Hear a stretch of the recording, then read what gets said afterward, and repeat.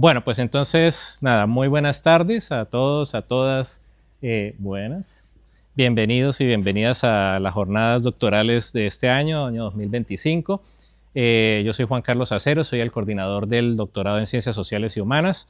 Por aquí nos están acompañando también Natalie del doctorado en Filosofía, la profesora Brenda, se me perdió, del doctorado en Historia.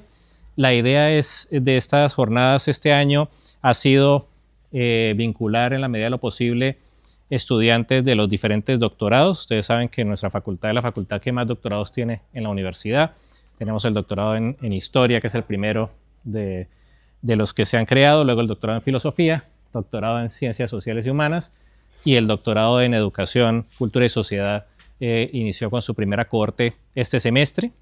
Entonces, pues para nosotros es muy grato abrir un espacio donde podamos tratar de fortalecer las relaciones entre los diferentes doctorados y que tanto los profesores como los doctorandos y doctorandas pues nos conozcamos y establezcamos relaciones en la medida de lo posible de colaboración. La experiencia del doctorado muchas veces es, sobre todo cuando uno termina las asignaturas, muy solitaria en algunos casos.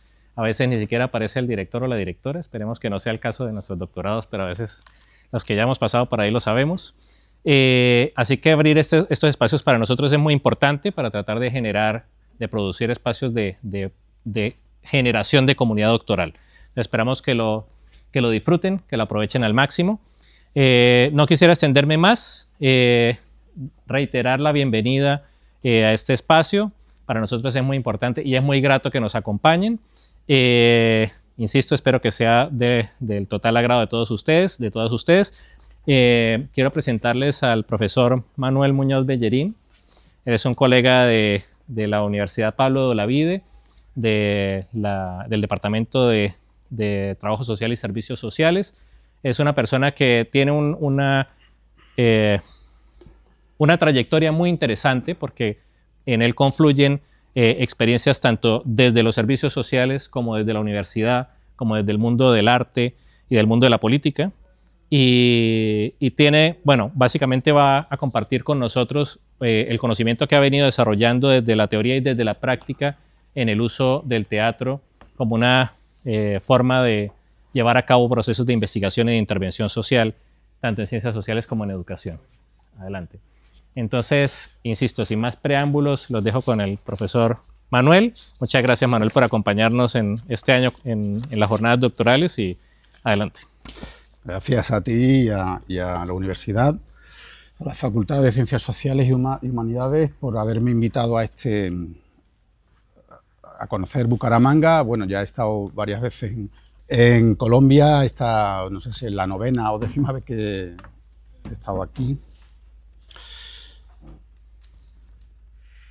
La diapositiva, ¿verdad? ¿Pero le vais dando?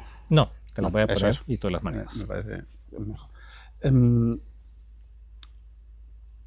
Bueno, traigo una presentación que voy a intentar ser lo más resumido posible porque el ámbito de conocimiento que estamos investigando desde hace años, desde hace ya bastantes años, y que tiene que ver con un paradigma que es transdisciplinario más que interdisciplinario, porque trata de juntar las metodologías artísticas, creativas artísticas, con las ciencias sociales y humanidades. Sobre todo con las ciencias sociales. La de las humanidades, creo, por lo menos, siempre que estoy hablando desde un contexto situado que es del que vengo, evidentemente de Andalucía, de Sevilla, que es de donde soy. Por tanto, no puedo hablar de una manera transversal desde la situación de aquí de Colombia y de América Latina. Un poco sí, porque vengo mucho a América Latina. Menos mal que vengo muchas veces a América Latina, porque a mí este es un espacio en sus diferentes contextos de aprendizaje siempre desde que vine en el año 94.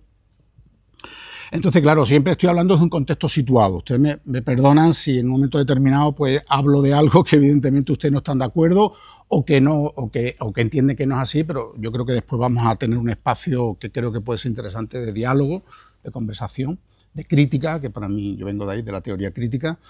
Entonces, como iba diciendo, bueno, vamos a tratar un tema que a veces es, en el contexto europeo y sobre todo español, académico, es bastante, ahora ya está cambiando un poco la cosa, pero hasta hace poco pues era bastante polémico y conflictivo, que es cómo y por qué las artes, qué en el sentido de la naturaleza y por qué y para qué las artes se quieren relacionar con las ciencias sociales. Ya digo que las humanidades creo que es diferente, por lo menos allá, pero con las ciencias sociales sí. Y bueno, ahí hay un conflicto fundamentalmente con unas ciencias sociales hegemónicas, positivistas, racional, patriarcal, colonial, etcétera, etcétera, de una colonialidad del saber, que considera que las ciencias sociales pues quiere imitar las ciencias puras, ¿no? Esto viene ya desde el principio del siglo XX, ¿no? Y en ese sentido, pues claro, vengo un poco con ese planteamiento polémico, conflictivo, desde una producción de conocimiento que es transdisciplinaria.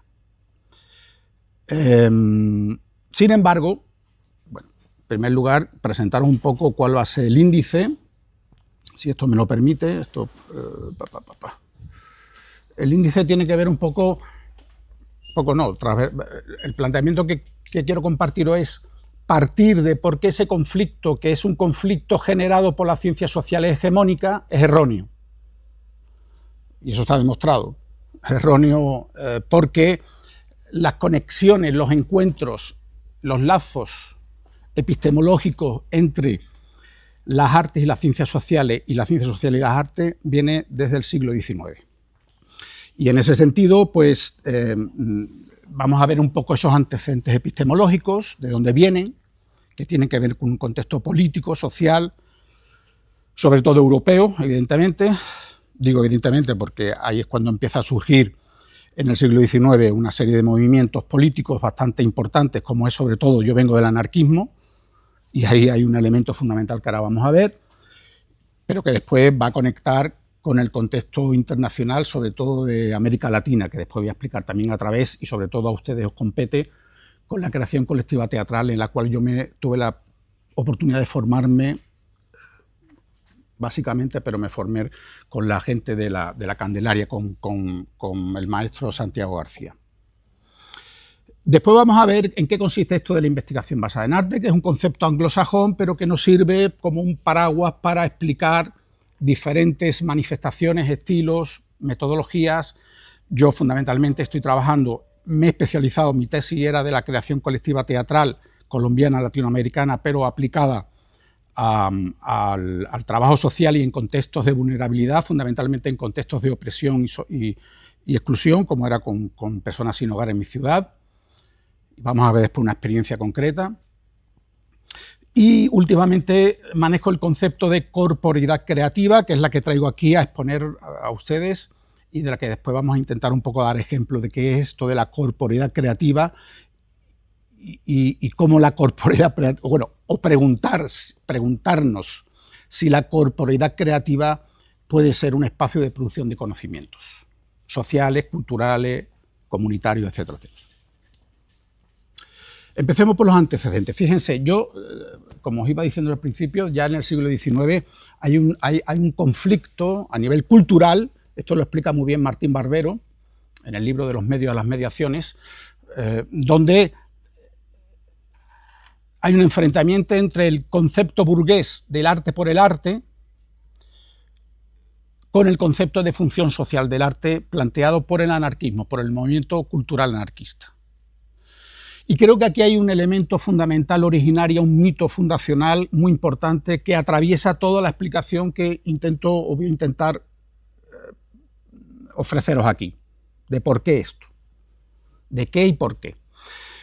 La función social del arte que plantea el anarquismo, el movimiento cultural anarquista y sobre todo en mi país a través del teatro social, de una experiencia como el teatro social, que es un concepto que ahora se maneja mucho en Europa y sobre todo en España, y parece que esto está inventado ya. Fue en el siglo XIX cuando los anarquistas empezaron a crear este tipo de conceptos. ¿Por qué la función social del arte? Además, ese concepto después no se queda ahí en el anarquismo. Atraviesa a Bertolt Brecht, un personaje tan importante, una persona tan importante en el teatro crítico, en Augusto Boal, incluso en la creación colectiva latinoamericana, el teatro de grupo latinoamericano. La función social del arte fundamentalmente es lo que después Boal o Joseph Beuys dirían de que todos podemos ser artistas.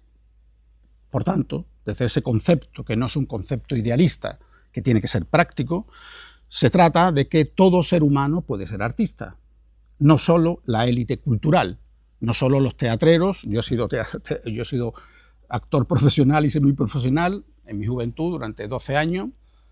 No solo yo puedo ser artista que me he formado en el mundo de Stanislavski o de Brecht, sino que cualquier mujer, cualquier hombre, cualquier niño, cualquier joven puede ser artista desde este planteamiento del movimiento cultural anarquista. Evidentemente aquí estamos también conflictuando entre dos paradigmas desde el planteamiento cultural, la democracia cultural y la democratización cultural.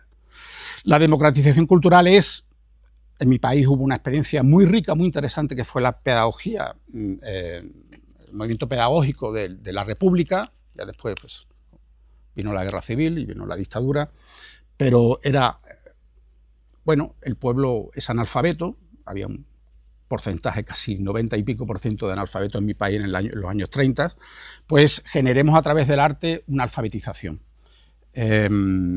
Después, en la transición española, eso se produjo también, es decir, arte para todos, es un poco el lema para que no explayarme mucho. Ese es el planteamiento que tenemos ahora en cualquier Estado democrático o no democrático, donde evidentemente tenemos teatros públicos y privados, tenemos salas de conciertos públicas y privadas, etcétera, etcétera. El otro concepto, el de la democracia cultural, significa que es un concepto transversal, profundamente transversal, y que arraiga en que la cultura y el arte tiene que estar generado por las comunidades y los colectivos y las personas, sean o no sean artistas. Evidentemente el movimiento cultural anarquista plantea un movimiento pedagógico paralelo, donde se va formando a las comunidades, en este caso a los obreros y obreras de Cataluña, también de Andalucía, de los diferentes estados que en ese momento en la República estaban coexistiendo en el Estado español. Esa es la función social del arte. Es un concepto que Noam Chomsky después dirá que evidentemente tiene su importancia en lo que Benjamin hablaría de la memoria de los oprimidos. Intenta rescatar las experiencias de los oprimidos, obreros y obreras, en el contexto de la Revolución Industrial, para que esas experiencias sean transmitidas como un elemento de conocimiento y de transmisión cultural, social y política. Es decir, esto que ya Boaventura de Sousa Santos o otros u otras han estado planteando, ya se está, no podemos obviar que eso ya está empezando a surgir en el siglo XIX. Por ejemplo, fijaros, epistemológicamente, yo que vengo del trabajo social, cuando empiezo a investigar en mi tesis qué antecedentes epistemológicos puede haber en el arte, en el trabajo social, descubro, yo que vengo de la teoría crítica, que Jane Addams está trabajando en el año 30 y pico, desde la Hull House, el centro social en Chicago, está planteando las artes, teatro, danza, para trabajar con las poblaciones, fundamentalmente en ese momento, de inmigrantes de la Europa del Este y afrodescendientes que hay en Chicago. Es decir, le plantea a las trabajadoras y trabajadores sociales que utilicen las artes como un medio, no para que ellos se lo enseñen a la población, sino que la población a través de la cultura muestren cuáles son sus capacidades artísticas, y de esa manera se empieza a establecer una conexión comunicacional, lo que diría después Habermas, un consenso dialógico, es decir, una comprensión de quién eres tú. No para imponer, sino quién eres tú para conocerte y para poder acompañarte en tus procesos de resistencia o de contrahegemonía. Eso ya lo está planteando Jane Addams en el trabajo social. Es una pena que en mi país, por ejemplo, en mi ámbito académico, haya otros paradigmas. Ahí estamos en la lucha, pero Jane Addams ya lo está planteando en los años 30. Hay evidentemente después un interés epistemológico porque haya otras figuras, y Jane Addams queda un poco ocultada, pero ese es el planteamiento que está haciendo Addams en trabajo social. He hablado ya de Bertolt Brecht. Bertolt Brecht utiliza ese concepto de la función social del arte y va más allá. Él empieza a plantear un concepto que es el teatro sociológico, y es ni más ni menos acercar al público, a la sociedad, al teatro. El teatro está en la platea, no está en el escenario. Eso es una de las cuestiones que plantea Brecht y entre otras cuestiones muchas que no tenemos tiempo, lo que plantea es un teatro pedagógico. Es decir, el planteamiento nuevamente, volvemos, Brecht en sus inicios, antes de ser marxista, fue anarquista. Entonces, en sus inicios ya Brecht está planteando, ¿no? El teatro no es solo un espacio de transmisión cultural desde la élite. El teatro tiene que ser un espacio fundamentalmente pedagógico para las comunidades, en este caso para los obreros y obreras, para las poblaciones más oprimidas. No veo bien. Dewey, no sé si lo conoce, un filósofo muy importante, empieza a plantear los códigos artísticos como una capacidad de hacer y comprender la agencialidad de nuestros modos de relación. Esto es muy interesante, esta definición de Dewey, desde mi punto de vista, es muy interesante porque planteamos este tipo de cosas en el trabajo social o en la intervención social o en las ciencias sociales contrahegemónicas porque nuestro planteamiento es generar procesos transformativos con la comunidad, junto a la comunidad, lideradas por la comunidad, para cambiar nuestras relaciones sociales y nuestras actitudes hegemónicas sean coloniales, patriarcales o capitalistas. Este es un planteamiento, si quieren, de principios, pero que tiene que estar atravesado y no olvidado. Volvemos a esos encuentros epistemológicos, que por eso irónicamente me río, porque cuando se produce ese tipo de alejamiento, no, el arte no puede ser ciencia. Bueno, el señor famosísimo en el literacionismo simbólico, Erving Goffman, del cual he tenido que estudiar para trabajar la teoría del estigma en colectivos sin hogar, pues ya plantea roles actorales, dramatúrgicos, para explicar las diferentes relaciones e interacciones que se están produciendo en la sociedad occidental, en este caso en Canadá y Estados Unidos. Es decir, que él tiene que estudiar la dramaturgia, el teatro, como un elemento para comprender que esos conceptos dramatúrgicos teatrales le sirve a él para explicar, esto después también lo explica Aranguren en España, etcétera, etcétera, para explicar que la sociedad es un escenario, es lo que diría Goffman. Y en antropología, bueno, en antropología nos podríamos llevar horas. En antropología, bueno, ahí está Víctor Turner, para quien aquí venga proceda de la antropología, en la antropología cultural. Turner ya empieza a relacionar lo que es la antropología con el teatro, y Schechner, que es muy importante, que es un poco el pionero de lo que después sería todo el movimiento de la performance, desde los años 60, Víctor Turner empieza a conectar la acción social con la estética. El elemento estético, cuando hablamos de estética, aclarémoslo, ya no es un concepto kantiano. Estamos hablando de un concepto kantiano estético, occidental e eurocéntrico. Estamos hablando de otras cosas. La estética es una exploración de un conocimiento a través, por ejemplo, de un movimiento, de una voz, de una acción. A eso le llamamos estética en un sentido amplio, no kantiano. No es esta persona es guapa, esta es fea, ese movimiento es bonito, aquel es feo, porque si entramos en ese tipo de dinámica estamos entrando en una colonialidad cultural y del saber. El concepto que manejamos de estética, todo es estética porque todo es interpretable, ¿no? Se puede interpretar. Entonces, ahí estos dos autores en antropología cultural son muy importantes. Después veremos a Saldaña, que también es muy importante, con el etnodrama, él inventa los etnodramas.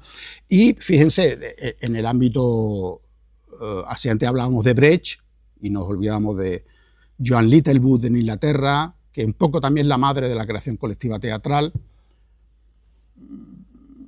Y entonces en antropología, Barba y Julia Barley, que siempre la dejamos al lado, crean un concepto que es el teatro antropológico, que ni más ni menos en los años 70 se trata de ir al encuentro de las formas teatrales, rituales que hay en la India, que hay en el Amazonas, por ejemplo, que hay en Japón, etcétera, etcétera, ¿no? El teatro no, todo esto. Entonces Barba hace toda una teorización del teatro antropológico, que la lleva a la práctica con su grupo, el Odin Theater, y esto va generando poco a poco en lo que se llama el tercer teatro, que nos importa mucho porque el tercer teatro es un concepto que se empieza a iniciar ya en los años 80, donde ya Barba genera del teatro antropológico un teatro antropológico urbano. Entonces ya empieza a incorporar talleres en las cárceles, en las comunidades, crea un concepto que es el trueque, entonces su grupo va a pueblos, en España estuvo, en Marruecos, donde su grupo, o en Perú estuvo muchísimo, en Colombia creo que no, pero en Perú sí, y en Brasil también, en la Amazonía. Entonces él va con su grupo, lo de Inteater, entonces hace una serie de performance, si queréis, de actuaciones, y le pide a la comunidad que ellos también les devuelva performance, rituales, canciones, danzas de la comunidad. Eso él le llama trueque, y estamos entrando en un proceso de intercambio cultural a través del ritual, de las performances. Y bueno, me tengo que detener en la creación colectiva teatral por pasión, por amor y porque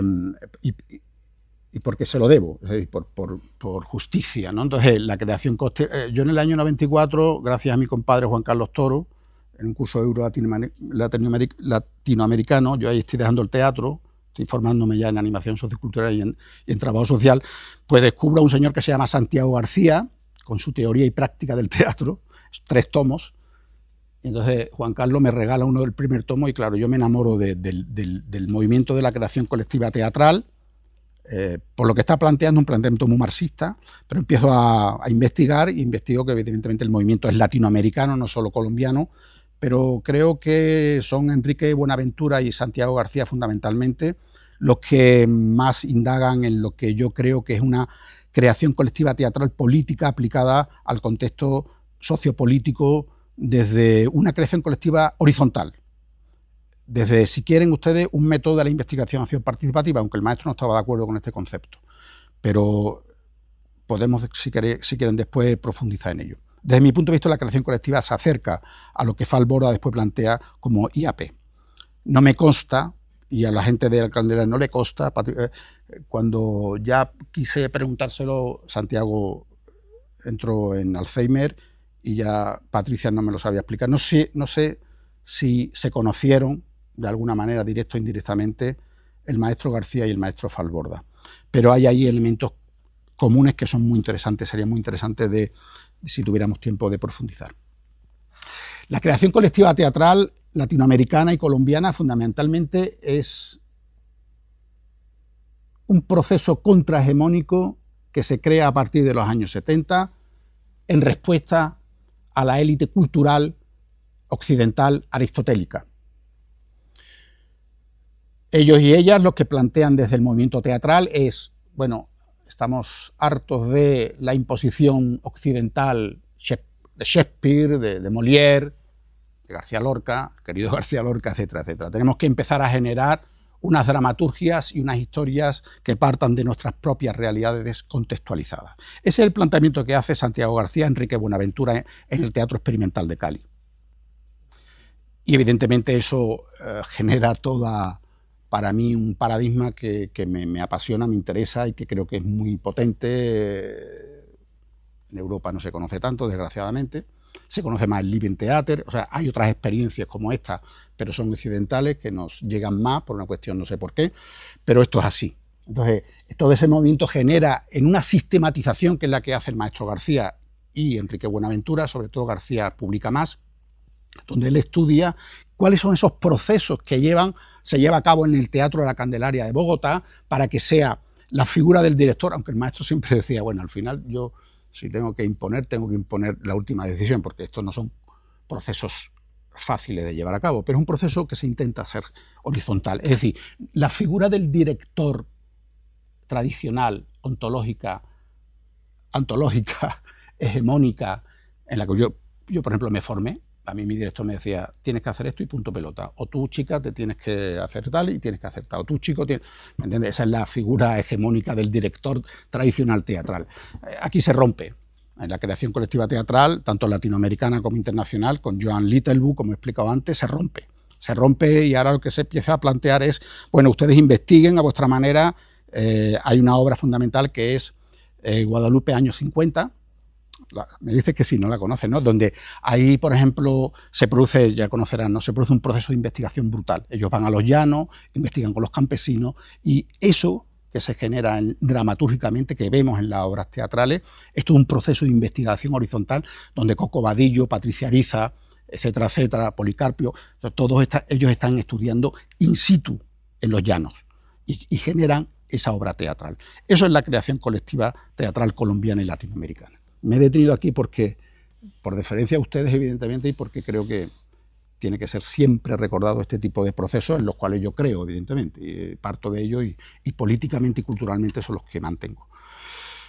En Europa después, si queréis, y entramos ya en este concepto de investigación basada en arte, que es la que he traído, que, bueno, pues por mostrarles un poco el planteamiento occidental eurocéntrico académico, que bueno, que tiene elementos que son interesantes. Por ejemplo, Eisner, que es de las ciencias de la educación, empieza a estudiar un poco el planteamientos pedagógicos de las artes, estéticos, y se lo lleva al campo de las ciencias sociales e inventa en inglés el concepto de investigación basada en arte que tienen ahí, ¿no? La traducción española. Bueno, después, a partir de Eisner, se empieza a fundar el Instituto de Estudio en Canadá, que es muy importante, que empieza ya a generar de una manera sistemática esta conjunción entre arte y ciencias sociales y de la educación. Bueno, Norman Dempsey es un autor muy importante en todo esto porque publica el manual El arte y la práctica de la interpretación, la evaluación y la presentación. Helen Cara publica métodos de investigación en ciencias sociales. Sabine Baden y Wim Penny también publican este texto, que es un compendio que ellos hacen también de alguna manera de decir, no, esto no se ha inventado ahora, ya ha habido movimientos en las ciencias sociales y de la educación donde ha habido un acercamiento de diferentes autores no conocidos que se han acercado a las artes como un elemento de explicar metodológicamente lo que las ciencias tradicionales ya no nos pueden ofrecer, porque ya han quedado anquilosadas. Y bueno, John Saldaña en Estados Unidos, él creo que es puertorriqueño, crea un concepto que es el etnodrama, que me parece muy interesante en antropología, porque lo que viene a decir es que los colectivos, a través de las experiencias de sus representaciones, pueden generar un conocimiento adicional a la teoría. Poco para que, ¿no? Resumidamente. Es decir, es lo que estamos haciendo. Es decir, un colectivo de mujeres en una zona rural, he hecho un proyecto ya hace 10 años de prevención de violencia de género por el Instituto Andaluz de la Mujer. Un grupo de mujeres de La Algaba, un pueblo rural de Sevilla, la provincia de Sevilla, pueden generar conocimiento a partir, evidentemente con unas técnicas, a partir de un proceso metodológico, pedagógico, a partir de sus experiencias. Sí. Y son artistas, entran en un espacio artístico para señalar sus narrativas a partir de sus experiencias. Unas narrativas que no se quedan solo en el contexto de este grupo de mujeres, que es un contexto mucho más amplio y que abarca género, por lo menos género en el contexto rural de esa zona o en el contexto rural de Andalucía. ¿Vamos bien? Necesitan preguntar, debatir. Segunda pata o segunda etapa, o como quieran llamarlo, de lo que os traigo, es el concepto en sí de investigación basada en arte, que ya hemos explicado un poquito, y hay una serie de conceptos de Helen Cara, que ella dice que los métodos creativos pueden ser una manera efectiva de abordar cuestiones cada vez más complejas. Aquí partimos del paradigma de Edgar Morin de la complejidad. Claro, es complejo plantearle a ciertos investigadoras de mi departamento, de mi grupo de investigación, ya lo estamos haciendo con bastantes discusiones, que una performance, que un movimiento, que una acción, que una voz puede generar conocimiento en ciencias sociales. Helen Cara pues dice que sí, ¿no? de manera teórica, pero hay que demostrarlo también. Cuando estamos en ciencia, el carajo es que tenemos que demostrarlo científicamente, ¿no? Y bueno, claro, estamos en este ámbito, por tanto, pero lo hacemos. Tenemos que procurar hacerlo, porque si no empiezan ya las discusiones críticas y empiezan ya las discriminaciones, ¿me entendéis? Entonces, todo esto que estoy hablando tiene una demostración, si quieren, aunque no nos guste, pero es así, científica, dentro del campo de la ciencia social y de la educación. Si queréis, después entramos en materia. Van de Waal, los holandeses, Wenda Van de Waal, holandesa, habla de un conocimiento multifacético, que es otra manera de explicar esa complejidad y esa transdisciplinar. Hablamos de transdisciplina porque, claro, insisto, hablar de trabajo social y de teatro, pues tenemos que partir de una complejidad, de una transdisciplina, no es interdisciplina. No son campos disciplinarios del mismo área. Por tanto, es una transdisciplina, desde el planteamiento paradigmático de Morin, de Edgar Morin y de Nicolescu. Magnif habla de las artes, bueno, igual que el Saldaña, ¿no? Habla de las artes para la exploración de un problema social. Evidentemente, nosotros, como quien esté aquí vaya a participar en los talleres intensivos de los fines de semana, vamos a partir de este planteamiento. Va a ser un cuestionamiento a partir de una hipótesis. O sea, el trabajo que vamos a hacer artístico parte de una hipótesis, de un conflicto, de un problema, de una pregunta que tiene el investigador y que tiene que ser una pregunta, evidentemente, no con él mismo o con ella misma, sino que tiene que ver con una realidad social contextualizada y situada. Pero hay una hipótesis y a partir de esa hipótesis vamos a ver cómo el arte interviene, cómo dialoga.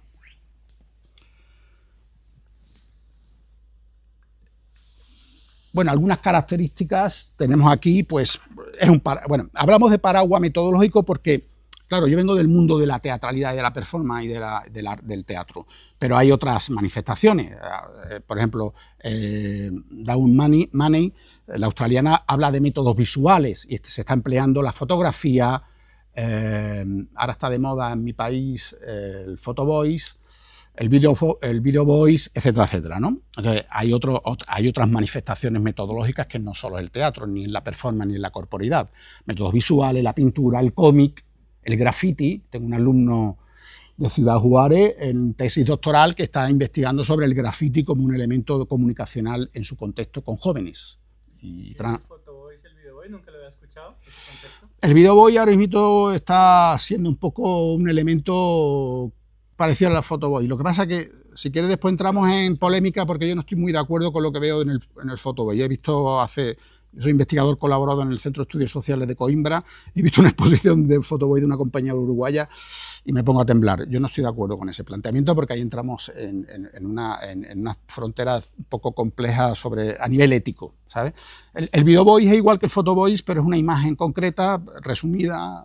Yo lo estoy trabajando ahora con madres de chicos y chicas trastorno de la personalidad, que no están acostumbradas a la escritura. Entonces yo les digo, a través de tu vídeo, pues graba en el día de hoy cómo te sientes o de qué quieres hablar. Entonces graba un árbol.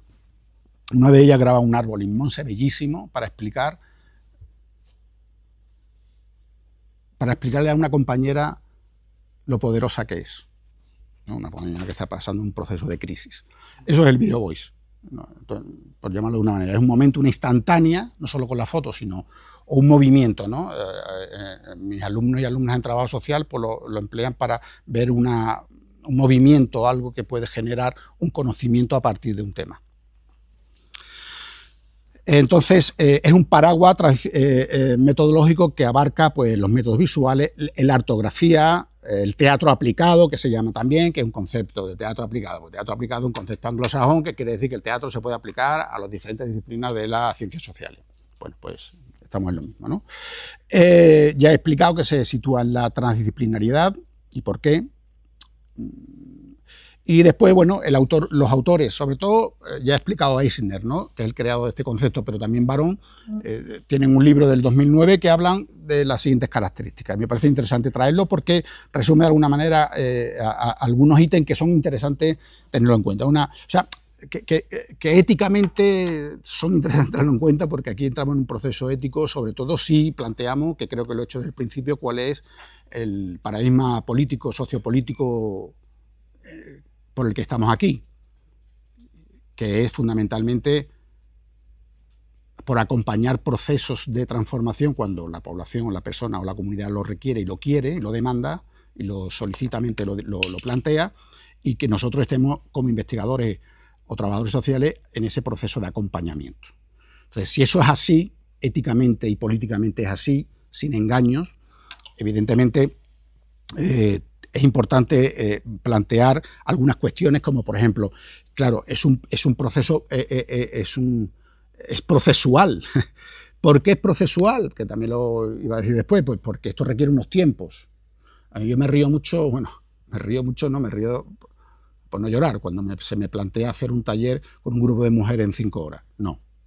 Bueno, sí, vale, hagamos un taller en 5 horas, pero para señalar algunas cosas, no sé, pero me parece que se habla de la teoría de los cuidados y el tiempo-espacio, sobre todo la temporalidad, es muy importante cuando tratamos este tipo de procesos. Sobre todo cuando son procesos que no son terapéuticos, cuidado. Yo no estoy planteando nada terapéutico, yo no soy terapeuta, yo vengo desde un planteamiento narrativo político, ¿vale? Pero evidentemente yo comprendo que pueda ser terapéutico en ciertos momentos. Yo ahora estoy en un proceso de un proyecto de una ONG formada por madres que están trabajando, o sea, que han formado una ONG porque el Estado español no da recursos a un problema con el trastorno límite de la personalidad, lo que le llaman los anglosajones de manera tan discriminatoria y fea como borderline. Y entonces yo estoy ahora en este proceso, invitado por ellas, de trabajo creativo, y evidentemente el trabajo tiene que ser desde un planteamiento temporal donde tenemos que ir muy despacio, donde tenemos que escuchar mucho y respetar mucho cuáles son las decisiones, tanto de los chicos, chicas TP como de las madres. Entonces, ese es el elemento procesual. Cuando hablamos de proceso en 5 minutos, no, proceso requiere meses, años. Después vamos a ver una experiencia que yo tuve de 12 años con personas sin hogar, que fue una experiencia pionera en el Estado español, fue el primer grupo de teatro amateur formado por personas sin hogar, que viven en la calle. Entonces, eso duró 15 años, ¿me entiendes? Claro, 15 años, eso no puede durar 15 meses o 15 días, menos todavía. Entonces, hay elementos estéticos y artísticos, es plurisensorial y es sentipensante, porque lo que venimos después, ya me adelanto, es a plantear que la corporeidad artística o creativa, desde un planteamiento de la Martha Nussbaum, es sentipensante, es decir, el cuerpo piensa. Después lo vamos a explicar un poco desde un planteamiento epistemológico histórico occidental. Aquí seguramente no lo tenéis que tener por otros motivos culturales, pero que en Occidente hasta hace 10 años y gracias a las teorías feministas no hemos tenido conocimiento. Puede ser utilizado para capturar lo inefable. Volvemos a la complejidad, porque claro, las ciencias sociales a veces, antes hablábamos con Juan Carlos, que yo me río algunas veces de algunas experiencias investigativas en mi país que son extractivistas, es igual que la química o la física, ¿no? O sea, extraigo elementos que yo considero de la comunidad o del grupo para llevármelas a mi terreno y dirimir, profundizar, analizar y publicar cosas que evidentemente pertenecen a la comunidad. Bueno, pues creo que tenemos que romper ese tipo de dinámica, bueno, quien considera que lo tiene que romper, evidentemente, para construir otro tipo de conocimientos a partir de la horizontalidad y las contrahegemonías. Y claro, aquí me detengo porque después lo vamos a explicar más detenidamente, entraña una corporización, es decir, ya Eisner está planteando la palabra corporización en los años 90, es muy interesante porque después no lo vamos a llevar, yo me lo llevo a mi terreno, y esa corporización tiene que ver con lo que son las corporeidades creativas, como el cuerpo, vamos a ver después cuando hablamos de cuerpo, de qué hablamos, crea conocimiento a partir de unos procesos, de unas técnicas, de una metodología. ¿Qué más? Sí, bueno, ahí trae una definición, es un proceso de investigación e intervención fundamentado en la promoción de una ciencia contrahegemónica. Bueno, y esto creo que me estoy repitiendo un poco, ¿no? Y es un enfoque de metodología artística en las ciencias sociales, teatro aplicado en esto, vuelvo a lo mismo. Y sí, yo traía aquí unos 4 elementos fundamentales que creo que también son interesantes. Se trata con esto de intentar democratizar la investigación, un elemento bastante también conflictivo y polémico en el ámbito académico occidental. Se nos llena la boca con Rita Segato, con ciertos autores y ciertos paradigmas, pero después evidentemente repetimos elementos hegemónicos en nuestros procesos de investigación. Entonces, si hablamos de democratización de la investigación, a ver qué carajo es eso, en qué consiste y cómo eso se lleva a cabo con las personas. Reconocimiento del valor de igualdad de las personas, de igualdad y de que sus experiencias son narrativas de conocimiento. Combatir la opresión, la exclusión, etcétera, etcétera, y contribuir a desarrollar las capacidades de emancipación personal, grupal y comunitaria. De eso está siempre en el horizonte, no utópico, sino debería ser tangible. Bueno, algunas fortalezas de la investigación basada en arte. Pues puede permitir, si lo hacemos desde este tipo de planteamiento de paradigma, cuidar la capacidad de participación, disponer a un compromiso con el colectivo, afrontar la incertidumbre, una incertidumbre que siempre que trabajamos con colectivos tiene que estar presente, porque los colectivos no están quietos, el contexto de ciertos colectivos, como yo he trabajado con Sin Hogar, población gitana, mujeres en contexto de violencia de género, chicos adolescentes ahora en contexto de enfermedad mental o sus madres, etcétera, etcétera, etcétera, etcétera, son siempre contextos muy inciertos, muy críticos, que deambulan por diferentes espacios sociopolíticos que ellos no desean, pero que vienen determinados por políticas, hablo de mi país, que les determinan a la discriminación, a la exclusión, al estigma, etcétera, etcétera. Esa es la incertidumbre con la que tenemos que contar siempre en las ciencias sociales contrahegemónicas.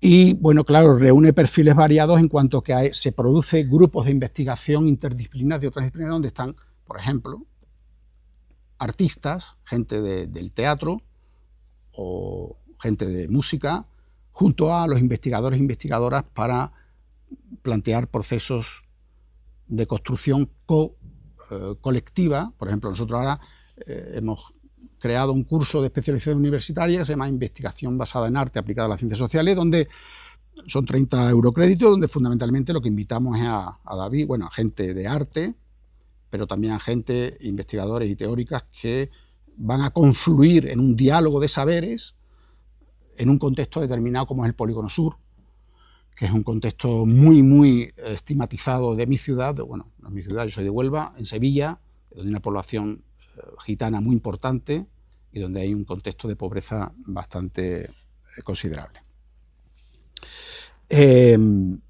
Debilidades, bueno, el factor tiempo ya hemos hablado, esto no son tallercitos, ni a veces se nos plantea a un tallercito con las mujeres. A mí eso me pone un poco irritable. Tallercito con las mujeres, ¿qué carajo es? Estamos hablando aquí de un proceso mucho más complejo, insisto, donde el tiempo es fundamental, los cuidados son fundamentales, la escucha a veces no sale bien, nos equivocamos, etcétera, etcétera. Entonces, el planteamiento del tiempo, volvemos a insistir en ello porque puede ser un inconveniente si no lo planteamos desde ese cuidado. Por tanto, no se trata de una aplicación metodológica sin más, no es hacer un taller de teatro o de danza, no es aplicar la fotografía o la performance, el dibujo, como un taller tal cual, o como está pasando un poco en ciertos contextos académicos, como la Universidad de Sevilla, que se me invita a un encuentro, bueno, da igual. Y bueno, no es que está ahora de moda, ¿no? El photovoice, ahora está de moda el photovoice, ¿vale? Entonces, ¿qué coño es el photovoice? Pues el photovoice, bueno, puede ser muy interesante, no yo digo que no, pero el photovoice es, pues estoy aquí con un grupo de mujeres o de chicos y entonces los chicos graban una cosa, incluso se graban a sí mismos. Bueno, pero eso tiene que tener una explicación teórica, eso tiene que tener un argumentario, eso tiene que tener una explicación, eso tiene que partir de una problematización. Cuando yo antes he explicado el ejemplo de Nona, que Nona hace la grabación de un árbol, esto tiene un argumento y tiene una explicación, viene de un problema, y es nosotras estamos en un conflicto de identidad de género. Si quieren, ya que estamos en ciencias sociales, ese sería el título. Hay más cosas mucho más interesantes que este título. Pero ese sería el marco conceptual de Nona. Ese árbol representa a nivel estético o tiene un significado estético que a mí me permite, como Nona, explicarle a ella, que es mi compañera en este proceso de estigmatización desde la identidad de género, quién es ella. Esto tiene un argumentario que se discute y se trabaja con el grupo de mujeres en este caso. Esto no se llega, lo estoy explicando de manera fácil, pero esto no se llega así. La narrativa tiene que tener su complejidad, la escucha tiene que tener su complejidad. Nona, ¿qué quieres decir? ¿Cómo lo quieres decir? ¿Por qué lo quieres decir? ¿Qué connotaciones tiene esto en tu cotidianidad? Y tú, Inma, que te está interpelando, ¿qué estás escuchando ahí? ¿Cómo esto te interpela o no te interpela? Entonces, estos son procesos de Me gusta hablar mucho del Habermas en ese concepto de comprensión más que de empatía, que no me gusta cada vez menos, ¿no? ¿Qué coño es la empatía? Bueno, mi alumnado se le llena la boca de empatía y yo la empatía pues no, todavía no alcanzo a estar de acuerdo. Pero la comprensión dialógica sí que es la que habla Jürgen Habermas en la teoría crítica, ¿no? Que es cómo comprender por qué una persona es consumidora de heroína. Yo esto se lo explico mucho a mi alumnado, ¿no? Entonces le pongo los casos un poco, ¿no? Polémicos, ¿no? Digo, entonces, ¿qué pasa? Te viene un chico drogo que, esto es un caso real que a mí me pasó como director del centro de acogida de personas. Llega un chico drogo y ¿qué pasa? Tú no lo acompañas porque es drogo, ¿no? Bueno, sí, claro. Yo intervengo con él para que deje la droga. Y si el tipo no quiere dejar la droga, ¿qué pasa? O sea, ¿quién soy yo para decirle al tipo que deje la droga o no deje la droga? Estoy poniendo un caso que, si quieren, un poco polémico y extremo, pero de ahí podemos llegar a otro tipo de ejemplos y de casos, ¿no? Pues esto es igual, ¿no? Es decir, no estamos aquí para decirle a la gente lo que tiene que hacer. Estamos aquí para comprender por qué la gente hace lo que hace. Y es más, estamos aquí para comprender nosotros como investigadores por qué carajo hacemos lo que hacemos. Porque a veces lo que hacemos, ayer lo veíamos en el taller de la gente de grado de trabajo social, a veces lo que hacemos en trabajo social es más que opresión. Es crear situaciones de vulnerabilidad que no estaban antes de que nosotros llegáramos, que no estaban. Entonces, a ver cuál es nuestro papel en este tipo de procesos. Y evidentemente esto es un elemento fundamental. Tenemos que generar, ayer lo hablamos con Juan Carlos, tenemos que generar espacios de autoformación, de formación, de investigación con nosotras, nosotros y nosotros mismos para aprender, cada uno en su estilo, yo en el teatro o en la performance, para aprender las técnicas creativas y su adaptación y aplicación en las ciencias sociales en función a los grupos. Ayer le explicábamos a una chica, esto no es hacer teatrito con, venga, yo hago teatro lo mismo con los niños, con los chicos, no. O sea, a ver qué es lo que el grupo plantea. Por ejemplo, la comunidad gitana. Yo he trabajado muchos años con comunidad gitana, con mujeres gitanas y con familias gitanas. El teatro con los gitanos no vale. O sea, el teatro tiene una cultura oral brutal, todavía la siguen teniendo, y ellos hacen una representación teatral, claro que la puedan hacer, pero a ver cómo lo planteamos. Es decir, hay que hacer un proceso de adaptación metodológica. Esto no es aplicar una metodología como si yo aplicara una pastilla a un paciente, de un caso extremo, ¿no? No es eso, desde la psiquiatría. Se trata de que las metodologías puedan ser adaptadas y adaptativas, que a veces no lo son, y nos equivocamos, entonces tenemos que cambiar de metodología, o por lo menos de proceso metodológico en cuanto a la manifestación artística. Por ejemplo, una comunidad como la gitana, la música les va del carajo, yo no soy músico. Y entonces tú descubres, tú quieres aplicar el teatro y te dicen que no, tío, que el teatro no. Te están diciendo los chavales que no. Te están diciendo que hay unas músicas que vienen de Portugal, que ellos están manejando una música moderna, urbana, adaptada por ellos a su cultura gitana, y eso es lo que les vale, carajo. Entonces, tienes que buscarte a un músico. Es el músico el que tiene que estar ahí, ¿me entiendes? No es el teatro, porque no funciona. Y el grupo no ha decidido que sea ese arte. Y por último, no sé cómo vamos de tiempo, vamos bien de tiempo. La corporeidad creativa. Son las 3 de la tarde, igual sería interesante dejar un tiempo para poder discutir. ¿Me dejas terminar con esto? Porque es lo que más me interesa, discutir con ustedes, que es la corporeidad creativa. Fíjense, yo les hablaba antes que gracias a las teorías feministas y otra gente también,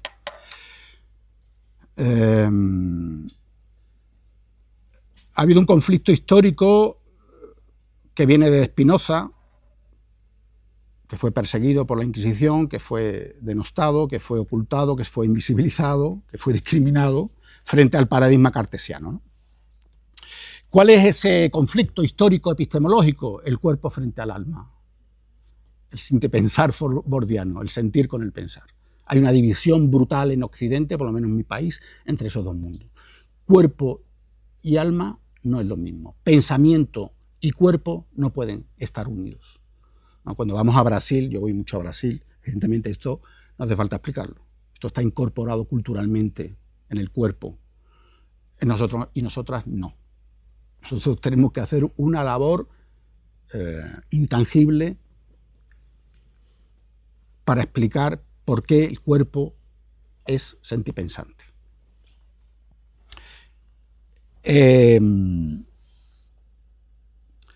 Por tanto, en intervención social, este enfoque participativo y crítico, esta dualidad entre sujeto y objeto, realidad y percepción, teoría y práctica, se ve expuesta a una búsqueda por medio de la investigación pedagógica encarnada. Hablamos de una pedagogía encarnada.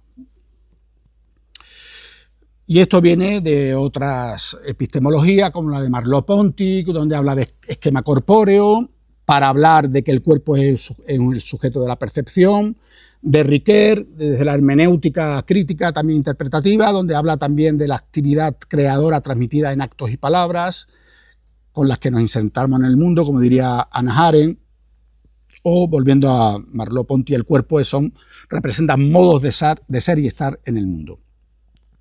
Hablamos de cuerpo y corporidad, que no es lo mismo, pero tampoco es opuesto. Hablamos de cuerpo, nuestro cuerpo físico, pero que es un cuerpo que se incorpora a nuestra subjetividad, aunque después puede estar conectado a las colectividades, y a nuestro modo de sentir y pensar el mundo y de relacionarnos con los demás. Es un concepto práctico que nos permite desplegar conocimientos en el cruce de lo experiencial, las narrativas y la cartografía creativa de la pedagogía encarnada. Maika Laoz, que es una filósofa catalana, habla de que efectivamente la corporidad sintetiza antropológicamente lo físico, lo social y lo vivencial.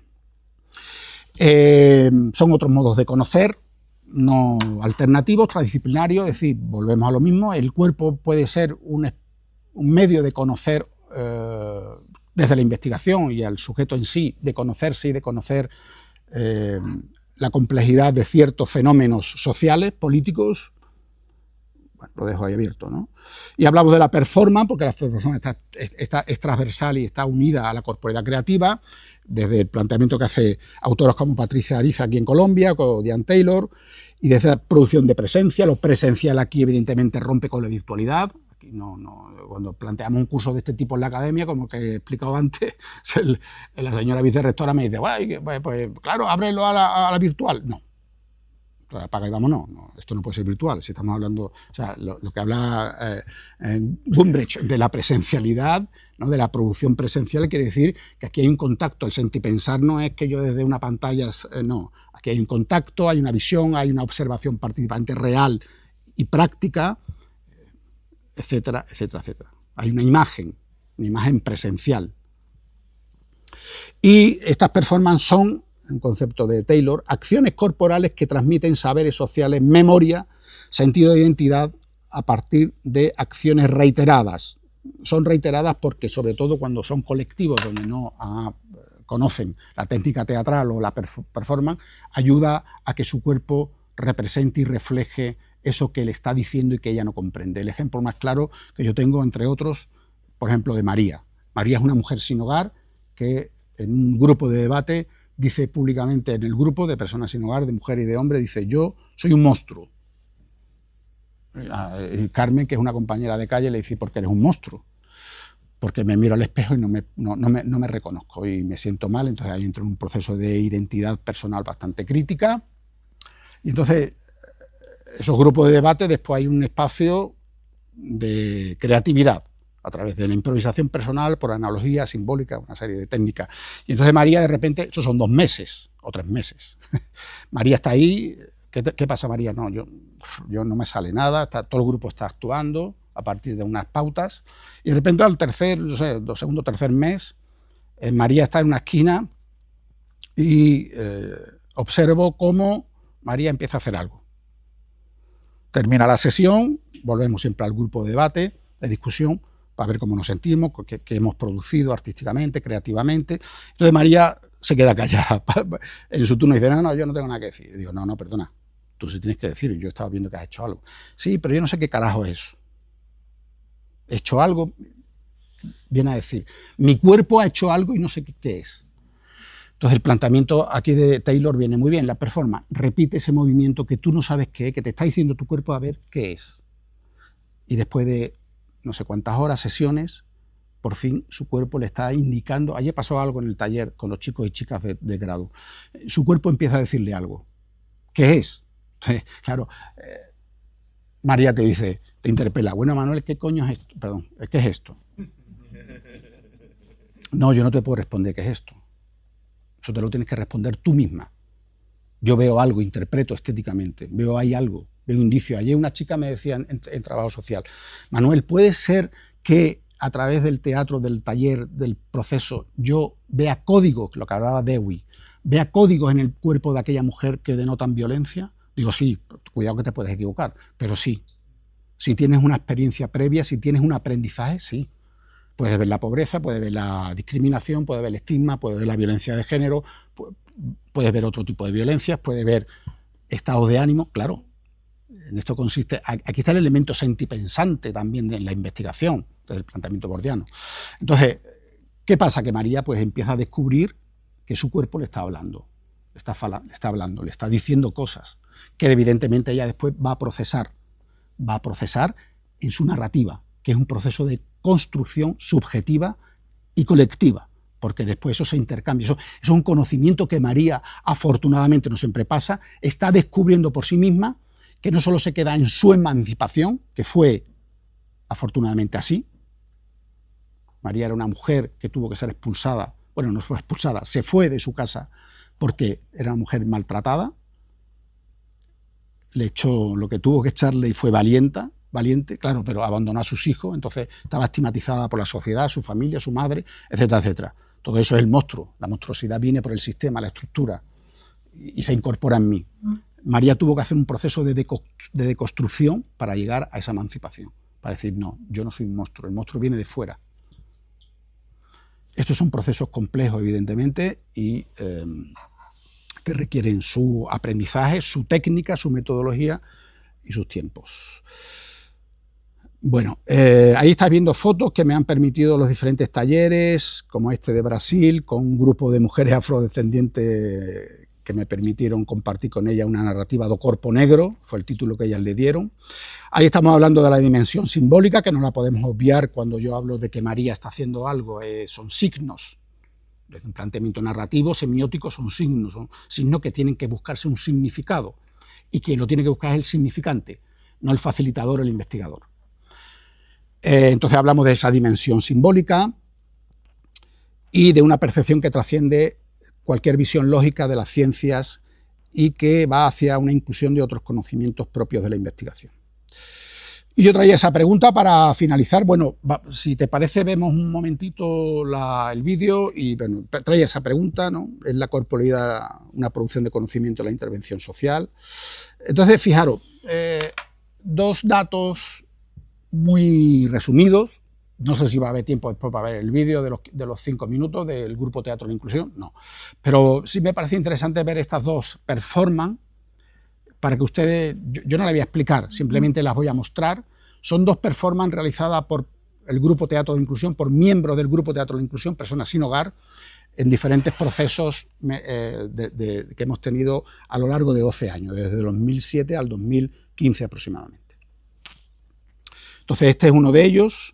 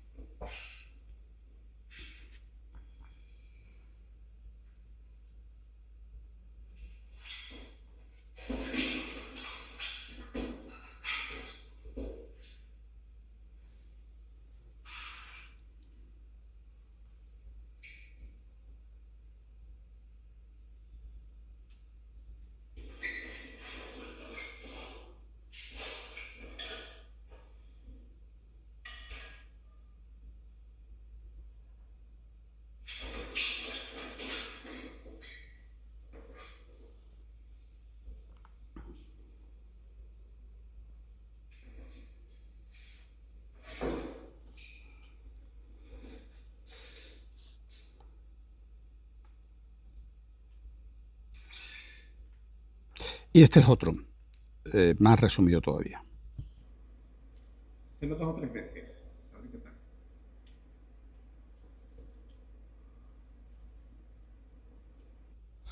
Este último movimiento, por plantearlo un poco más desde una descripción teórica, es una teoría. El título de esta performance, dado por estas dos personas, es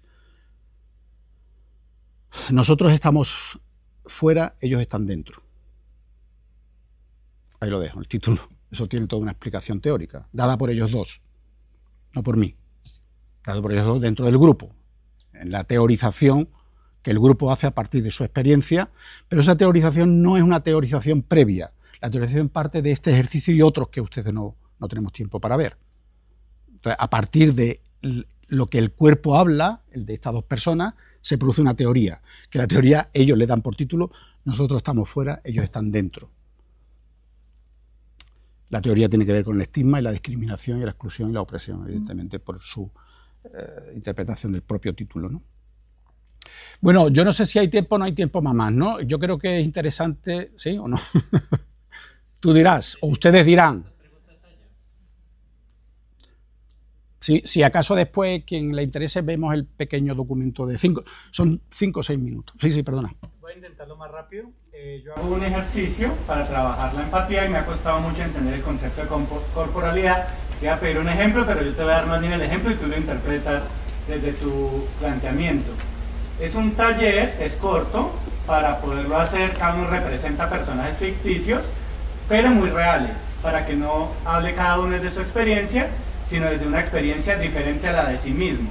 Entonces, por ejemplo, lo hicimos en un colegio, donde la rectora y las monjas, sí, o sea, es muy católico, y estaban todas presentes. Entonces era incómodo para los profesores, que eran quienes estaban en el taller, expresarse con naturalidad.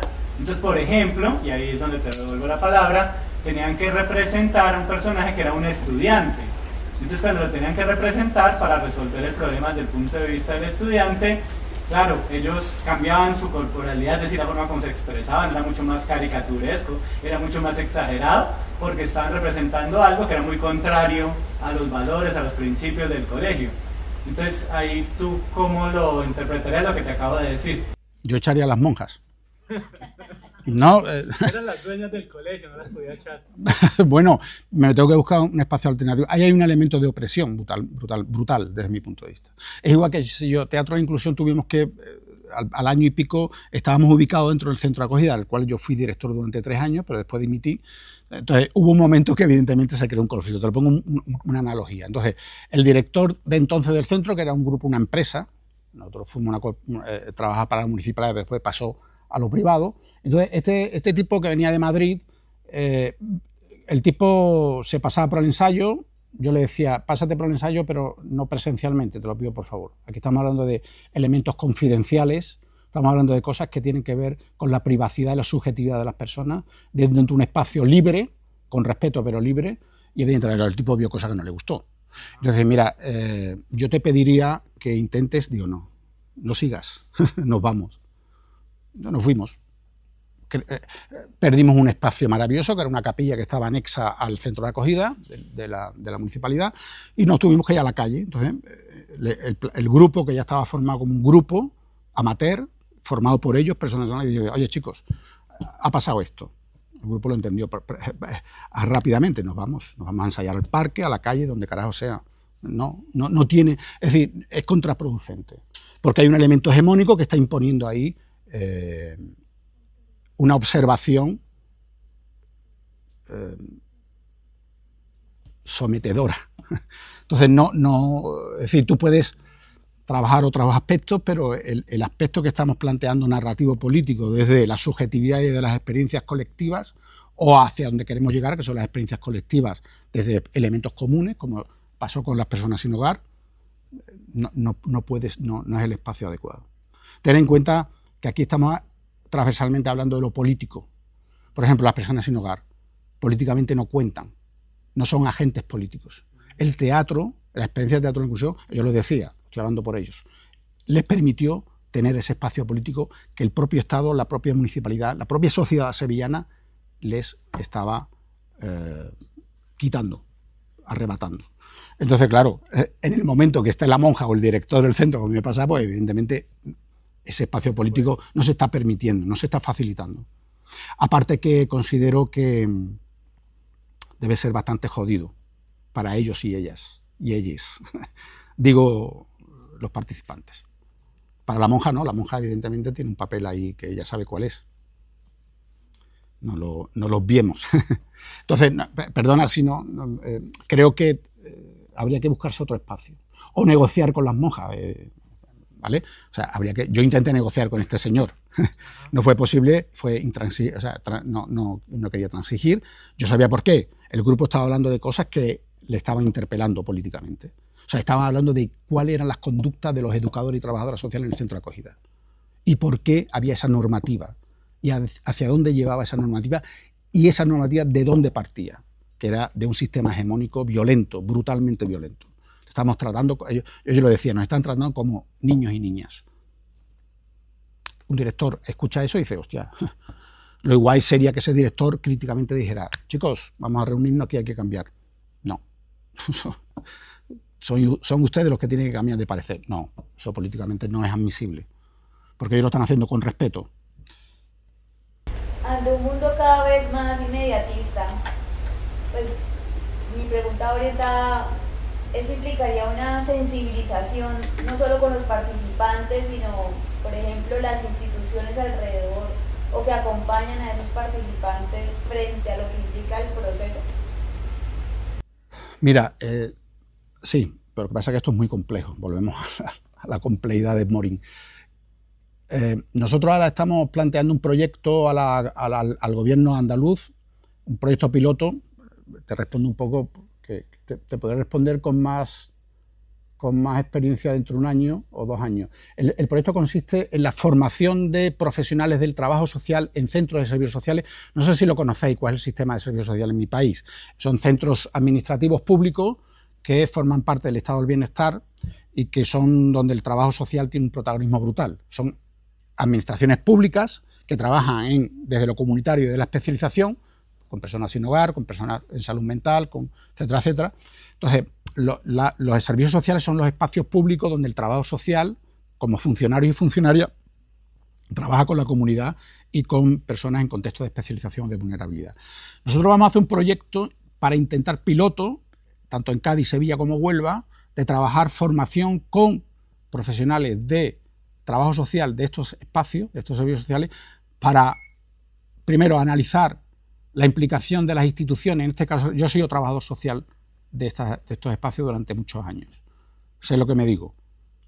Son espacios hegemónicos, asistencialistas, que no permiten lo que antes le estaba diciendo al compañero, etcétera, etcétera. Entonces, primero, para analizar la implicación de los espacios públicos en procesos de estigmatización o de vulnerabilidad. Y 2, si es posible, generar un espacio alternativo desde el trabajo social que repercuta por lo menos en una escucha activa.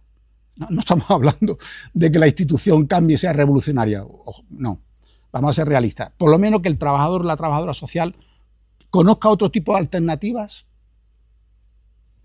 que le permitan una escucha activa y una comprensión dialógica de quién está sentada frente a mí. Ante la entrevista, que es hegemónica. La entrevista se ha vuelto una técnica hegemónica, opresiva, incriminatoria, etcétera, etcétera. Lo dice la población. Entonces, no sé si te respondo, pero evidentemente, como decía Leonor Cohen, el sistema hay que cambiarlo desde dentro, ¿no? Esto a veces en ciertos alumnos y alumnas mías que ideológicamente son muy dogmáticos les cuesta trabajo, pero es cierto. Estamos en un sistema que aquí no. Aquí el elemento sistema tenemos que desde dentro intentar cambiar estrategias, que se nos permita, claro, sin alterar lo que le hablamos antes con el compañero. Sé que esto es muy complejo, pero evidentemente sin el cambio de esos sistemas institucionales, eso ya lo decía claramente Iris Young, la violencia institucional está totalmente presente en todo proceso de estigmatización, lo decía Goffman, con la gente de salud mental. No estoy hablando solo de las cárceles, no estoy hablando de espacios recriminatorios, de cárceles, no, estoy hablando de centros de servicios sociales públicos. Es decir, garantizar unos mínimos al menos Sí. Claro, entonces a lo mejor no podemos alcanzar esto, pero por lo menos alcancemos otras técnicas que permitan una escucha comprensiva de quién es el otro y la otra. Y el otro. Por lo menos alcancemos eso. Y ahí hay un elemento hegemónico que sabemos que va a ser muy complejo resolver, que es el elemento tiempo funcional. En servicios sociales hay tal demanda en mi ciudad de personas demandantes de ayudas económicas y de trabajo social que las listas de espera son de meses. Entonces, el propio político, el propio jefe negociado de sección le dice a la trabajadora social: tienes 5 minutos para atender, literal. A mí me dijo mi jefe una vez: tienes 10 minutos para atender a las 15 que tienes en la puerta. Eran 15 mujeres gitanas. El segundo caso, era un tema que se me ponen los pelos de punta. Y dije, no. A esta tía yo no la echo de aquí. No. O sea, yo no le puedo decir a esta mujer: perdona, pero acabó tu tiempo. Vino el jefe de sección, quería abrirme un expediente administrativo. Ábreme lo que te dé la gana. O sea, esto es la dignidad de la persona. Yo no puedo decir a una persona: verte ante lo que me está contando. Pero no solo por escucharla, sino por qué hacemos con este tipo de situaciones de opresión, ¿no? Entonces, claro, lo institucional no lo podemos obviar. Incluso este tipo de instituciones, mi institución, ¿qué papel juega en los espacios que estamos intentando defender con la comunidad? ¿Qué papel juega la ciencia social hoy día ante la dignidad humana? No solo de Gaza, como está ocurriendo y que hay que nombrar, sino ante procesos cotidianos de la propia ciudad y de la propia comunidad, que son vejatorios, son discriminatorios, son estigmatizantes, y que están creados por el propio sistema. ¿Qué hacemos desde las ciencias sociales? ¿Repetir las teorías sociales que marcan de alguna manera u obvian esas realidades, o analizamos otros espacios alternativos contrahegemónicos a favor de la dignidad del ser humano? Ese es el planteamiento. Y lo institucional está presente. Todas las instituciones, esta, la de mi ciudad, la de mi universidad, los servicios sociales, todas. Cualquier ONG es una institución. La familia. La familia es una institución. ¿Qué tipo de institución es la familia? ¿O qué familia? Pues hay que analizarlo y hay que ver qué tipo de violencia se está produciendo ahí. Eso lo explica muy bien Iris Young, ¿no? En su libro Teoría de la Justicia. Sí. En Colombia hay muchas experiencias relacionadas de investigación basada en artes asociadas a la reconstrucción de memoria histórica, las mujeres de Mapuján, bueno, los tejidos, las canciones, el graffiti de la Comuna 13, bueno, muchísimas experiencias, pero quería como señalar dos dificultades, o mejor, como dos dificultades que siempre han enfrentado. Una relacionada con los procesos de documentación o de sistematización de eso para su divulgación, para su acomodación también dentro de los sistemas académicos, de reproducción de ese conocimiento que se genera desde allí, ¿no? Entonces, ¿cómo se puede superar de alguna manera esa debilidad? Dos, cómo en España también desde los procesos memorialistas se han venido trabajando en esos temas. Y tres, es también que en este momento pues muchos de esos movimientos se enfrentan como retos asociados también a las nuevas configuraciones de la militancia política, ¿no? Porque pues finalmente también los procesos de investigación basada en las artes, de corporalidad, de producción artística y del movimiento en general de las artes en Colombia, por lo menos, o de los procesos que conozco en Magdalena Medio, han estado muy asociados también a la militancia, ¿no? de la izquierda, pero pues a veces eso resulta de alguna manera encasillando mucho de la producción de esas artes y generando tensiones finalmente con las ideas, ¿no? Y bueno, ahí como frente a ese debate también frente a las libertades de la producción artística, ¿no? Conozco la experiencia de Magdalena. El problema no es de las artes ni el problema es de la izquierda. El problema es de la izquierda. El problema es cómo desde la izquierda reconceptualizamos las relaciones y las interacciones que estamos generando desde nuestras metodologías o de nuestros procesos. Entonces no sé si te estoy respondiendo, quizás no me estoy yendo por la tangente, simplemente estoy diciendo que es un problema de autocrítica y de no creernos que somos el ombligo del mundo, que somos los salvadores y las salvadoras de la población. Entonces tenemos que volver a un espacio de humildad, de escucha horizontal, donde el protagonismo no es de la izquierda, no es del líder o no es del investigador, el protagonismo lo tiene ella. Esto es muy difícil, ¿vale? Porque se nos desmarcan nuestros roles protagónicos, y esto es muy complejo, evidentemente, no estoy diciendo que eso sea fácil, pero esa es nuestra educación. Esa tiene que ser nuestra, por ejemplo, mi reeducación.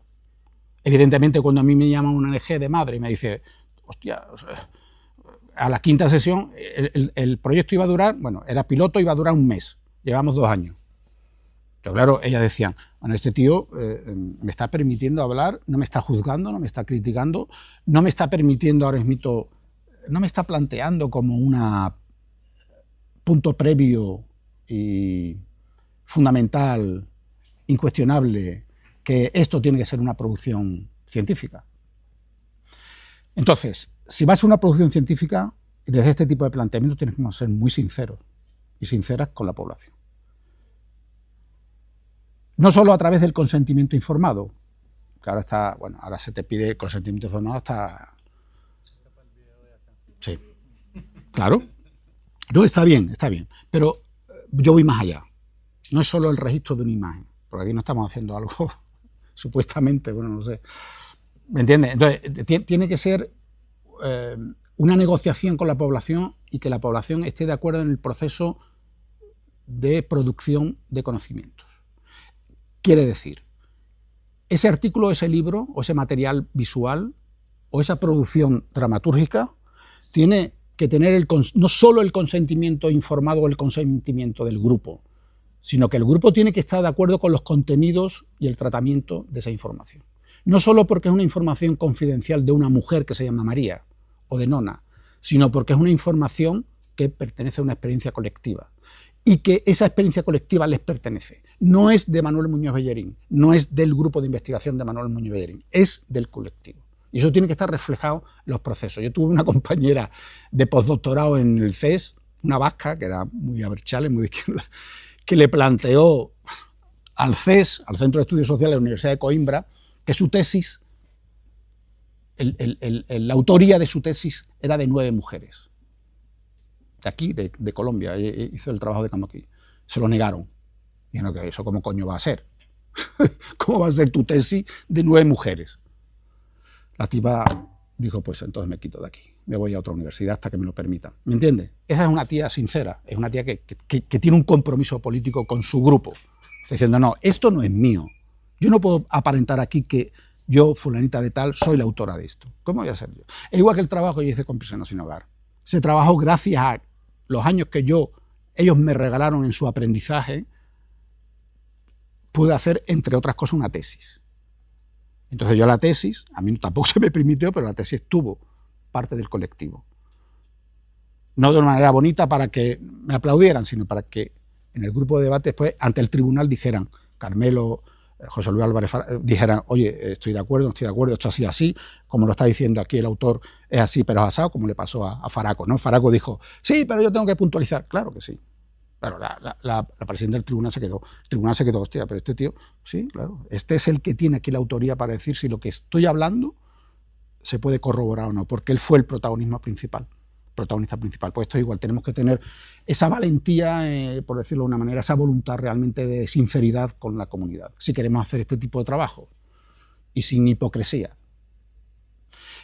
Y vuelvo a lo que me estabas diciendo, la memoria. Bueno, sí, en mi país hay un proceso ahora de memoria, desde hace ya tiempo. Yo considero que el proceso que se está generando aquí a mí me interesa mucho más porque está haciendo una producción sociocultural para mí más interesante. Por ejemplo, la implementación de las artes en el proceso de memoria con desplazados, con el tema de la movilización, etc., en España no se está haciendo así. Se está haciendo de una manera paralela, pero no desde la comunidad, con sus fortalezas y sus debilidades, como tú estás planteando, pero se está haciendo. Entonces se está escribiendo libros, cuentos, narrativa. Yo tengo una compañera que acaba de escribir un libro sobre unas mujeres en la guerra civil de comunistas, pero lo está haciendo yo como autora. Que eso está muy bien, yo no lo estoy discutiendo, pero estamos hablando de otra cosa. Estamos hablando de cómo generamos conocimiento, cómo estamos generando co-constructivamente con la comunidad un conocimiento. Que ya no es no solo una narrativa, la narrativa es un proceso. Cómo esa narrativa genera un conocimiento social sobre una realidad donde ha habido una violación a la dignidad del ser humano o se ha perpetrado, como en mi país, una guerra civil y se ha denostado toda una generación intelectual, cultural, de un alcance ya imposible de conquistar, que todos tuvieron que exiliar a México, a Argentina, a Colombia. Esa es la memoria histórica y eso hay que seguir recordándolo. Creo que las artes es un medio fundamental para hacerlo. Y hay que hacerlo no solo por memorizar por tal, sino hay que hacerlo porque las nuevas generaciones, el otro día lo hablaba con Tata, en el caso de Colombia, están olvidando lo que pasó hace 10 años en Colombia. Imagínate, las generaciones mías de jóvenes, mis alumnos no saben qué carajo pasó en la guerra civil y que aquí hubo una dictadura y que se violaron y se mataron, etc. Entonces, para eso sirve el arte, para resignificar la memoria histórica de los pueblos y las comunidades. Es que estaba ahí, yo digo, ¿cómo no? Tengo una duda. En este tipo de experiencias usualmente surgen testimonios con una carga emocional muy fuerte. Quiero saber de qué forma la manejan las actividades, la abordan, porque es probable que, pues yo no soy un experto en el tema, pero sí me han dicho personas que han estudiado psicología y cosas que si no se hace un buen cierre de ese tipo de actividades, pues termina siendo incluso más perjudicial que el hecho de haber empezado el proceso, ¿no? Entonces no sé cómo la... Mira, en primer lugar, el factor tiempo. Como decimos allá, no se puede abrir melones sin tener después la capacidad de cerrarlo. Y ahí el elemento tiempo es fundamental. Eso es punto número 1. Yo antes hacía una advertencia. No estamos... Por ejemplo, en mi país está la arte terapia. La respeto profundamente, pero no es mi línea. La respeto profundamente, pero no es mi línea. Y esto hay que señalarlo. Es decir, el inicio de todo proceso de este tipo requiere una primera etapa de negociación y de concientización con la población, desde un planteamiento freiriano. No solo de la metodología, no es decir que ellos dos se apropien de la... Por ejemplo, ellos dos. ¿Por qué llegan a esto? Dos personitas que tienen una serie de problemas para ir a un taller de teatro. ¿Cómo llegan a este movimiento básico? Después hay unos movimientos mucho más articulados. ¿Cómo llegan? Porque ellos se apropian de la técnica, no porque hay un tipo que se llama Manuel Muñoz Bellerín, que es un monstruo, no, que es un fenómeno, no. Porque desde un planteamiento horizontal, la técnica, que esto lo que hablaba Freire de la apropiación, no me acuerdo ahora, el concepto de Freire. Lo que decía Freire es, oye, las técnicas pueden ser un espacio hegemónico de poder. El planteamiento de Foucault. Yo soy el que sé de dramaturgia, sé de técnicas teatrales porque me he formado ahí, he sido actor en mis tiempos, ahora soy trabajador social y entonces utilizo las técnicas para, de manera hegemónica, demostrarte lo mucho que yo sé y entonces me vuelvo al rol de director tradicional. Oye, fulanito, hazlo como yo te estoy diciendo porque como tú lo estás haciendo, no. El método es apropiate de la técnica, para eso tenemos una fase, y esa técnica tú te la llevas donde tú lo consideres, al desarrollo creativo que tú lo consideres y desde tu experiencia o de lo que tú requieras. Cuando eso se hace con el tiempo debido, con las paciencias debidas, con el proceso debido, evidentemente los cierres no se requiere una terapeuta o terapeuta al lado tuya. Ahora bien, evidentemente, en procesos como el de esta gente, o con el de las madres que estoy ahora trabajando, ellas sí tienen una terapeuta en la ONG. Evidentemente tú tienes que tener la capacidad para comprender de que hay momentos donde va a haber crisis y situaciones de dolor, pero a diario. Antonio Joao dormía debajo de un puente, que era angoleño. Antonio Joao tenía un conflicto que no viene al caso ahora explicarlo y profundizar, pero este hombre venía de Sudáfrica, de un campo de concentración. ¿Me entiendes? Entonces, claro, tú dices, hostia, aquí esto se requiere una terapia del copón, perdón por la palabra, se requiere una terapia sí o sí. Entonces, Antonio Joao, yo le digo, Antonio Joao, aquí hay un elemento fundamental y es, esta metodología no es terapéutica. Podría ser terapéutica, pero no lo es, porque yo no lo soy. Entonces vamos a hablar claramente. Esta metodología tiene muchos nombres, uno de ellos, es hablar de lo que tú quieras hablar o de las narrativas. Después lo podemos llevar al campo de lo político. Por ejemplo, esta gente, yo les hablaba de política, de derechos humanos, y me tiraban la silla. Es una mierda, derecho inhumano, no me hables de... ¿Qué derecho humano, Manuel? El trabajo social, es mentira, cochinas. Claro. Entonces yo decía, no, yo no les puedo hablar de derechos humanos. Acabaron en un seminario organizado por mi universidad sobre derechos humanos, teoría crítica de los derechos humanos. Ellos. Quiero decir, pero claro, a los 6, a los 5 años. Entonces, claro, el dolor, el sufrimiento, el estigma está ahí. Es una persona sin hogar, un chico de 22 años que se siente estigmatizado porque es trastorno alimentario, una madre que cuidadora hasta unos extremos brutales, que está perdiendo su identidad personal como género. Claro que ahí hay dolor, o sea, no lo obviemos, pero díganme ustedes en el trabajo social dónde no hay dolor en nuestras poblaciones. Entonces tiene que haber un proceso de negociación donde tú digas, bueno, yo había momentos en que yo decía, bueno, recurramos a la terapeuta del centro amigo, que había un centro, o del Miguel de Mañara. Yo tenía contacto con las terapeutas y yo le decía a Chakra, tío, no puede seguir así. Esto requiere que te vea una terapeuta. Ya decidirá si quiere una terapeuta o no. Cosa que a veces no querían y querían este espacio. ¿Sabes por qué? Pero no solo en la terapia o en el trabajo social. Porque porque nos hemos equivocado en nuestras disciplinas con el planteamiento de la intervención en lo social desde nuestras metodologías opresoras, incriminatorias, etc. Entonces, escuchaba hablar de psicólogo terapeuta y decía, no, Manuel, me quedo aquí mejor. ¿Vale? Pues quédate aquí, vamos a ver cómo curamos, teniendo en cuenta que tú tienes que buscar también cómo te autocuidas, porque yo a veces no puedo, o porque yo a veces me tengo que autocuidar también. Entonces, no sé si te respondo, pero ese es el planteamiento. Mira, traía un vídeo que está en YouTube, lo podéis buscar en YouTube, se llama Teatro de la Inclusión. Si ponéis Teatro de la Inclusión, Tristeza del Mundo, que es el título que le dio el grupo, podéis ver un resumen de 5 o 10 minutos de una obra, una creación colectiva teatral que hizo el grupo, se llama Tristeza del Mundo.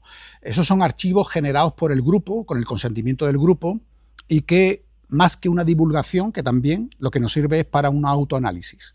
Por ejemplo, el Grupo Teatro de la Inclusión hizo alrededor de 5 creaciones colectivas teatrales en 15 años, que fueron llevadas a teatros públicos, a las universidades, centros penitenciarios, plazas públicas, etcétera, institutos de bachiller, de secundaria, etcétera, etcétera, etcétera. Centros de acogida de personas sin hogar, etcétera, etcétera. El registro audiovisual de esos vídeos, de hecho en YouTube solo hay uno, que es el que decidieron subirlo. Esos registros lo que nos servía cuando nos grababan era para hacer una sistematización del proceso creativo y para hacer una sistematización de los temas fundamentales que se están representando, que no son historias reales tal como las estamos viendo. Es decir, cuando Chakra se subía al escenario, Chakra no estaba representando a Chakra, no lo vimos, que jugamos con elementos híbrido entre realidad y ficción. Las experiencias nos sirven para construir personajes. Esto es un elemento muy de Stanislavski también, o de incluso más de Grotowski. El personaje me sirve para... O sea, mi experiencia me sirve para construir un personaje. Pero yo no soy el personaje. Cuidado. Porque entonces es un proselitismo un poquito perverso de unas realidades subjetivas. No. La construcción colectiva dramatúrgica partía de unas pautas ficticias que estaban basadas en unas experiencias, pero no era que cada persona sin hogar, cada hombre o mujer subía a representarse a sí mismo. Que puede ser, pero no. Puede ser, no tenemos tiempo para discutirlo, puede ser dependiendo de ciertos códigos, de ciertas pautas bien claras. No era nuestro caso. Entonces, ese material, más que para divulgarse, lo que servía era para analizar los procesos subjetivos y colectivos dentro del propio grupo. Después hubo una tesis que yo negocié con ellos, les dije, ten en cuenta que el grupo en los 15 años pasó alrededor de, no sé, 60, 70, 80 personas. O sea, el grupo, a excepción de 4 o 5 personitas que estuvieron transversalmente en los 15 años, el grupo salía y entraba gente. Sus contextos de vida son no les permite, no les permitía. Antonio Yao lo deportaron a Angola. Cogió la policía una noche y lo deportaron. No nos enteramos hasta el día siguiente, con todo lo que eso condujo. Pues Antonio llevaba con nosotros 6 años. Después de la deportación hubo un espacio de crisis de todos, y yo el primero, porque era un ser para mí muy querido. Y un tipo muy implicado en el proceso de teatro de la inclusión. Entonces, eso nos tiene que servir para el propio, si quieres, desarrollo, evolución, crecimiento del grupo. Más, o sea, no se trataba, como hay otras experiencias en España, de que las gitanas, grupo de mujeres gitanas, representen a Lorca para... Mira, qué bien. Eso para mí es proselitismo y es perverso. Porque esas gitanas, si ese proceso de construcción a través de bodas de sangre de Lorca sirviera para que esas mujeres tomaran conciencia de ciertas cosas que le están pasando a sus hijas y a ellas, ok.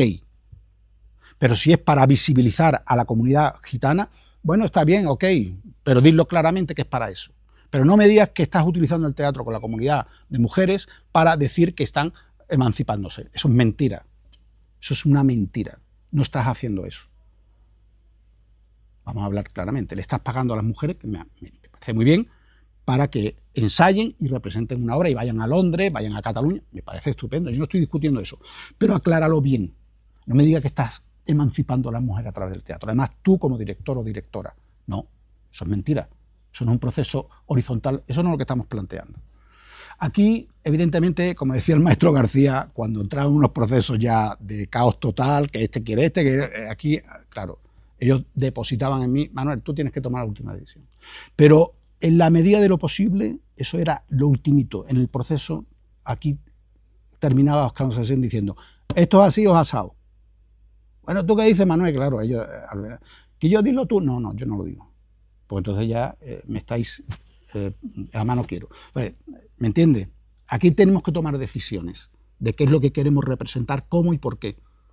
Entonces, esos procesos, esos productos, si quieres, como el que tenéis en YouTube, o este mismo. ¿Por qué se graba esto? Porque ellos me dan permiso, verbal, no consentido. Aquí no hubo ninguna firma. Era la palabra, Chakra y Azahara me dijeron, y Alicia me dijeron, claro, grábalo, pero lo puedo, sí, ya está. Igual que el de Frank. Pero no es para que Manuel lo muestre aquí o no en la universidad o en un congreso, es porque este documento nos sirve para verlo en el local. Mira, esto es un pabellón de deportes que el director, que era un tío del carajo, de izquierda nos permite ensayar, porque estábamos ensayando en la pura calle. Entonces, se graba, yo llevo el portátil y digo, venga, vamos a ver otra vez la imagen, y vamos a verla otra vez. ¿Qué carajo está pasando aquí? ¿Qué es lo que está significando aquí el cuerpo? ¿Por qué? ¿Cómo? ¿En qué señales? ¿Qué signos hay ahí? Hay una serie de signos. Cuando ellos miran así, eso tiene un contenido significativo. Para ellos, no solo para mí, no solo para la teoría social, no solo para Goffman, para ellos. ¿Qué significa esta mirada? Ese paso, esa vuelta atrás, todo eso, que son 5 segundos o menos, tiene todo un contenido teórico sistematizado por ellos y ellas para críticamente discutir sobre qué carajo está pasando en nuestra vida, con nuestra dignidad, con nuestros derechos humanos, con nuestra vida política, con nuestra... etcétera, etcétera. No, está feo que lo diga. Mi tesis está publicada, pero no quiere decir que esto sea replicable. Desde el proceso de teatro de inclusión, la tesis se llama Creación colectiva teatral aplicada al trabajo social, una década con personas sin hogar. Esa es una experiencia que yo sistematizo a partir de todo el trabajo con este grupo. Ahí hay una metodología, hay otros artículos donde hago lo mismo, pero eso no quiere decir que sea replicable. ¿Por qué? Porque eso lo tienes que hacer tú, con la comunidad. Como yo decía a la chica ayer de trabajo social, no, estos no son métodos aplicables tal cual. Estos son procesos metodológicos, más que métodos, o metodologías que tú tienes que ir adaptando con el grupo en función a sus necesidades, sus demandas y sus centros de interés. Entonces, de nada te sirve, y yo te voy a ser sincero, tú puedes leer el documento o los artículos y decir, bueno, mira, Manuel pone aquí, los pongo en casi todos los artículos porque no sé cómo se llama el nombre que le dan, hay que seguir una serie de pautas. Si quieres que tenemos que publicar, yo los 20 y tantos artículos que tengo, si te digo la verdad, lo único que estoy orgulloso son de 2 o 3. El resto es porque tengo que publicar, eso se está grabando, ¿no? Porque la academia científica no te lo dice descaradamente, pero te lo insinúa. Si no, cuidado que este año no has publicado nada.